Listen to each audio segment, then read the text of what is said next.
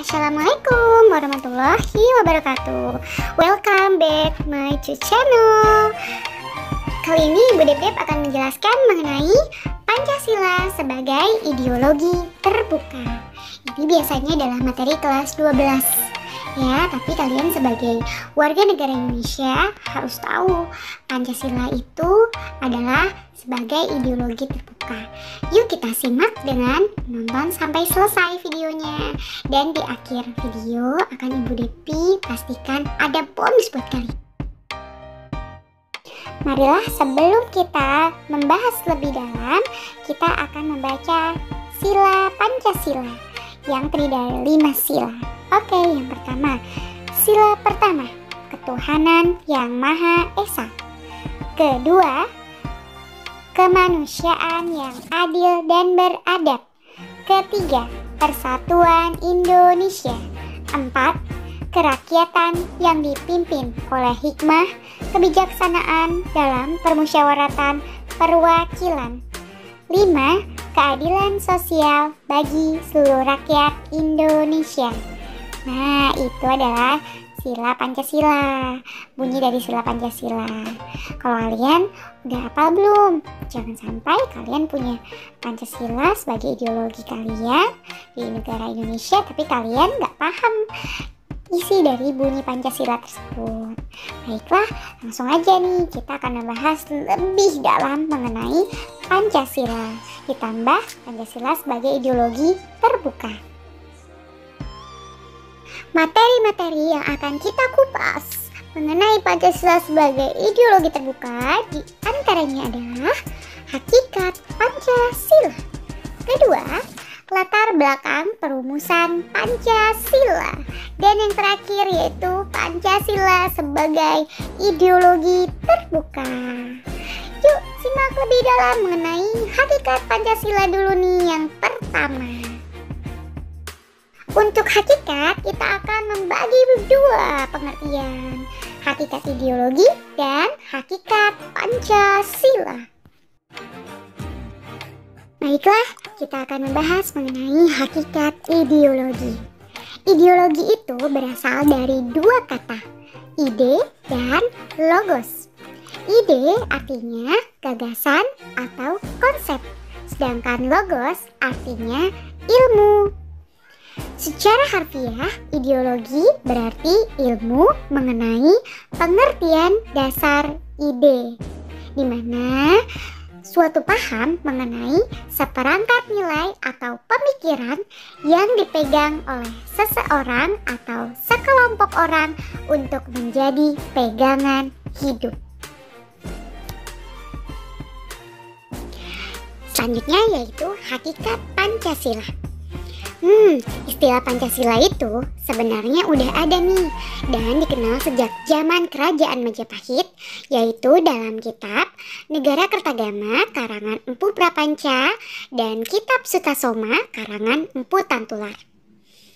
Istilah Pancasila berasal dari bahasa Sanskerta, di mana terdiri dari kata panca dan sila. Panca itu artinya 5 dan sila artinya asas atau dasar. Jadi Pancasila sebagai dasar negara terdiri dari 5 asas atau 5 sila. Ibarat suatu bangunan negara, Kesatuan Republik Indonesia didirikan di atas suatu pondasi atau dasar yang dinamakan Pancasila, di mana terdiri dari 5 dasar atau 5 asas. Sekarang membahas mengenai nilai-nilai Pancasila. Perlu kalian ketahui nih, Pancasila adalah dasar negara dan ideologi Indonesia yang punya peran sebagai dasar kehidupan serta pedoman hidup bersama bagi seluruh warga Indonesia. Karena Pancasila itu adalah perwujudan cita-cita luhur serta tujuan utama bangsa Indonesia. Pancasila di sini nilai-nilainya akan Ibu Depi bahas menjadi 2 bagian. Pancasila sebagai dasar negara dan Pancasila sebagai pandangan hidup bangsa. Arti Pancasila sebagai dasar negara di sini merupakan pedoman bagi masyarakat Indonesia. Nilai-nilai dalam Pancasila adalah nilai yang mendasar untuk dijadikan pedoman peraturan dan dasar dari norma-norma hukum yang berlaku di Indonesia, di mana mencakup cita-cita penanaman nilai, baik kepribadian bangsa, perjanjian luhur rakyat, sumber dari segala sumber hukum, dan ideologi nasional. Selanjutnya, pandangan hidup bangsa. Pancasila sebagai pandangan hidup bangsa adalah Pancasila di sini sebagai dasar negara, dan pandangan hidup bangsa sudah tertuang di setiap sila Pancasila. Semua sila Pancasila di sini memiliki keterkaitan antar sila atau Pancasila adalah satu kesatuan yang gak boleh dipisahkan. Jika salah satunya dari sila tersebut hilang, maka Pancasila itu jadi tidak berfungsi.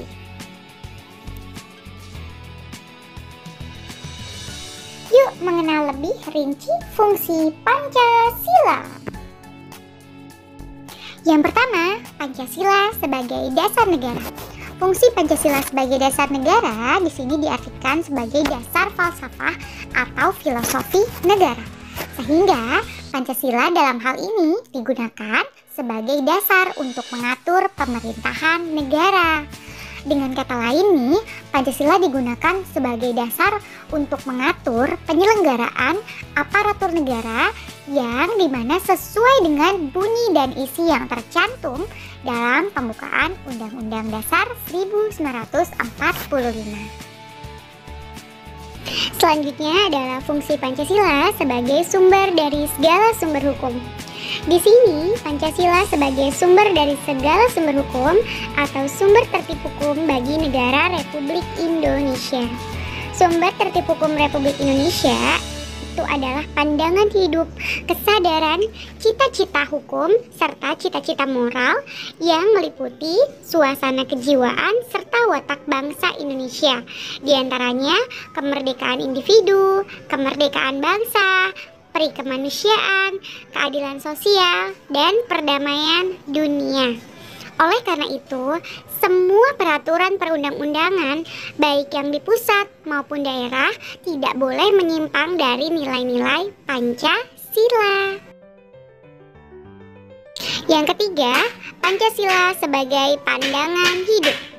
Pancasila merupakan pedoman dari pegangan dalam pembangunan bangsa dan negara agar tetap berdiri kokoh dan mengetahui arah dalam memecahkan masalah di berbagai bidang. Semua aktivitas kehidupan bangsa Indonesia harus sesuai dengan nilai-nilai dari sila Pancasila. Hal ini karena Pancasila adalah kristalisasi dari nilai yang dimiliki dan bersumber dari kehidupan bangsa Indonesia. Nilai-nilai tersebut apa aja sih? Yang pertama, nilai dan jiwa ketuhanan, keagamaan, nilai dan jiwa kemanusiaan, nilai dan jiwa persatuan, nilai dan jiwa kerakyatan demokrasi, dan yang terakhir, nilai dan jiwa keadilan sosial. Next, Pancasila sebagai jiwa kepribadian bangsa Indonesia. Pancasila sebagai jiwa kepribadian bangsa Indonesia adalah nilai Pancasila itu mencerminkan kepribadian bangsa itu sendiri. Sebab nilai dasarnya adalah kristalisasi dari nilai budaya bangsa Indonesia asli, bukan diambil dari bangsa lain. Jadi bahwa setiap bangsa itu ya punya jiwanya masing-masing yang disebut dengan Volgeist, artinya jiwa rakyat atau jiwa bangsa. Pancasila itu lahir bersamaan dengan adanya bangsa Indonesia, yaitu dimulai sejak zaman Sriwijaya dan Majapahit. Pancasila itu sendiri udah ada sejak adanya bangsa Indonesia.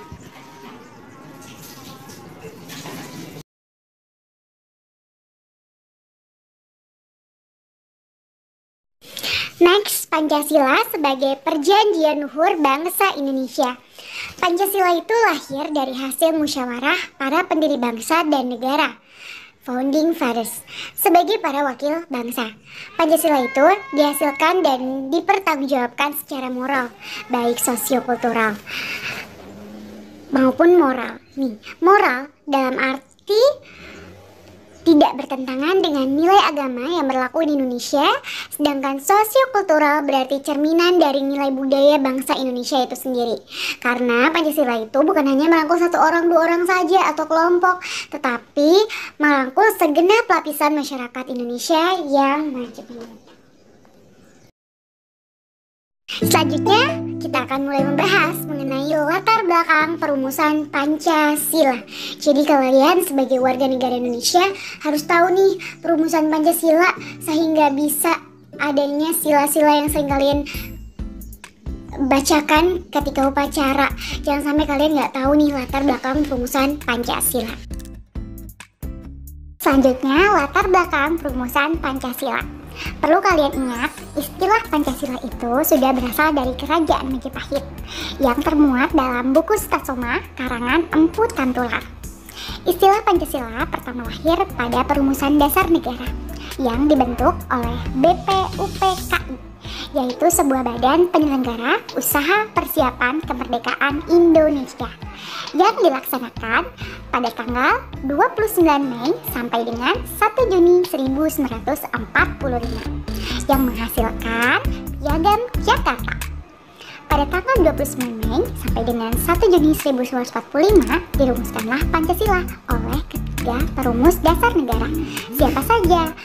Yaitu Mr. Muhammad Yamin, Profesor Dr. Mr. Supomo, dan Insinyur Soekarno.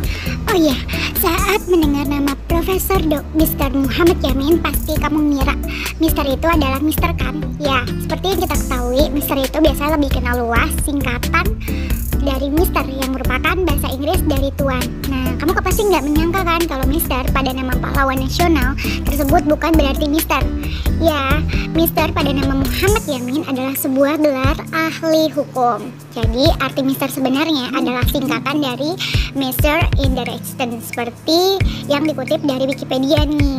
Master in Direction adalah sebuah gelar yang diperoleh seseorang setelah menyelesaikan studinya dalam ilmu hukum pada sebuah universitas yang mengikuti sistem yang berlaku di Belanda dan Belgia. Dalam bahasa Belanda, gelar ini ada berarti magister dalam ilmu hukum. Pada praktiknya, gelar ini biasa ditulis sebagai Mister aja. Seperti misalnya Mr. Muhammad Yamin atau Mr. Cornelius. Gelar ini biasa disingkat menjadi Mister dan ditulis di depan nama seseorang. Itu loh arti kata Mister pada nama pahlawan. Jadi bukan Mister dalam arti tuan dalam bahasa Inggris, tapi Mister itu adalah dalam arti sebagai gelar sarjana bagi di zaman Belanda. Nah, sekarang kita akan coba membahas lagi mengenai Piagam Jakarta. Piagam Jakarta atau disebut dengan Jakarta Charter merupakan sebuah dokumen teks bersejarah yang memuat rumusan Pancasila selaku dasar negara Republik Indonesia serta teks pembukaan Undang-Undang Dasar 1945. Piagam Jakarta ini baru dirumuskan pada tanggal 22 Juni 1945. Jadi setelah dasar negara, kemudian pada tanggal 22 Juninya di Rumah Soekarno dan disetujui oleh BPUPKI, baru dirumuskan hasilnya Piagam Jakarta. Penyusunan Piagam Jakarta dilakukan oleh anggota Panitia 9. Perumusan Piagam Jakarta ini menjadi salah satu momen bersejarah karena naskah Piagam Jakarta yang memuat dasar landasan negara Indonesia sempat menjadi perdebatan antara kelompok Islam dan kelompok nasionalis mengenai naskah Piagam Jakarta. Namun akhirnya bisa diselesaikan. Nah, perdebatan itu apa sih? Perdebatan itu adalah pada bunyi sila pertama yang berbunyi ketuhanan dengan kewajiban menjalankan syariat Islam bagi pemeluk-pemeluknya. Karena terjadi perdebatan nih, namun akhirnya dilakukanlah perubahan, yaitu penghapusan bagian kalimat dengan kewajiban menjalankan syariat Islam bagi pemeluk-pemeluknya. Penghapusan bagian kalimat dalam sila pertama ini dilakukan dengan alasan adanya keberatan dari pemeluk agama lain selain Islam dan demi tetap terjaganya persatuan dan kesatuan bangsa yang majemuk. Karena dirasa dengan kemerdekaan negara Indonesia ini bukan hanya dilakukan oleh umat Islam saja, tetapi juga oleh umat agama lain gitu. Jadi itu yang menunjukkan pro dan kontra adanya bunyi kalimat tersebut.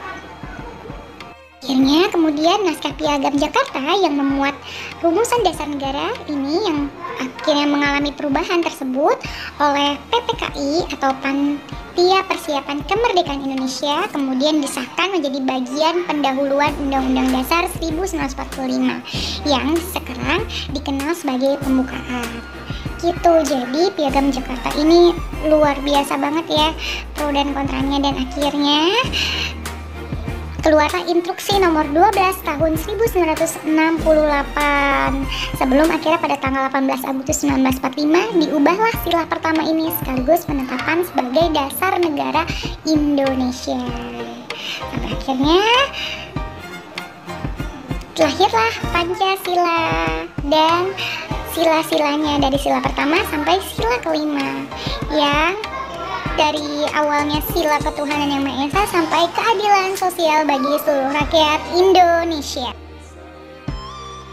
Berikut ini adalah gambar para perumus Pancasila pada sidang BPUPKI.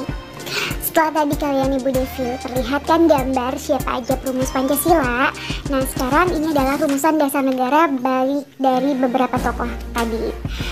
Di antaranya adalah Nise Muhammad Yamin.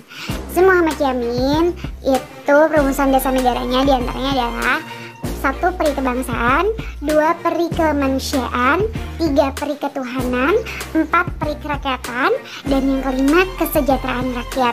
Jadi kalau Nise Muhammad Yamin ini ciri-cirinya adalah adanya kata peri di depannya. Yang kedua dari Profesor Dr. Mr. Supomo. Di sini rumusan dasar negaranya oleh beliau diantaranya adalah 1. Persatuan, 2. Kekeluargaan, 3. Keseimbangan lahir dan batin, 4. Musyawarah, dan yang kelima adalah keadilan sosial. Dan yang ketiga adalah Insinyur Soekarno. Insinyur Soekarno adalah Presiden Indonesia yang pertama di Indonesia. Bapak Insinyur Soekarno ini juga adalah Bapak Proklamator Negara Indonesia karena yang membacakan proklamasi didampingi oleh Mr. Muhammad Hatta atas nama bangsa Indonesia.